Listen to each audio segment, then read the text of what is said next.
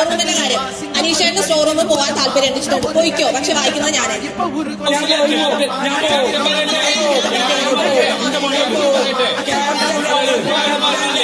Store റൂമിൽ എപ്പോഴും അത് ക്യാപ്റ്റൻ പോകുന്നതാണ് എപ്പോഴും നല്ലത്. കാരണം അതിനകത്ത് ക്യാപ്റ്റൻ ഉള്ളതാണോ അതല്ലെങ്കിൽ വേറെ എന്തെങ്കിലും ആണോ അത് ടാസ്ക് ആണോ ഇതൊന്നും നമുക്കറിയില്ല. ബിഗ് ബോസ് എന്താണ് സ്റ്റോർ റൂമിൽ വെച്ചേക്കുന്നത് നമുക്കറിയില്ല, ഒന്നും നമുക്കറിയില്ല.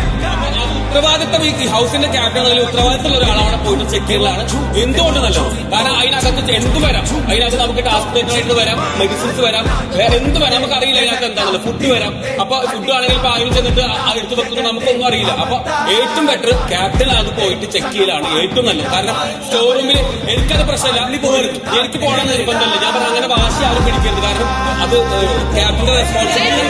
നിങ്ങൾക്ക് വാശിയാണ്, ഞങ്ങൾ അവിടെ നിന്ന് ഞങ്ങൾ പോവില്ല.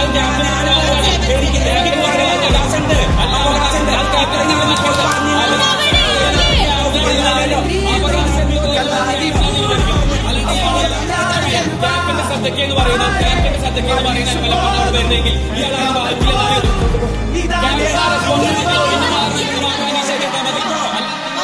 ഇത് വായിച്ചു നോക്കിയിട്ട് കൊടുക്കുന്ന എന്താ അർത്ഥമുള്ളത്. അപ്പൊ കുറച്ച് ആൾക്കാർക്ക് കൂടുതൽ നേരം ചിന്തിക്കാൻ പറ്റും എന്താണുള്ളതെന്നുള്ളതൊക്കെ.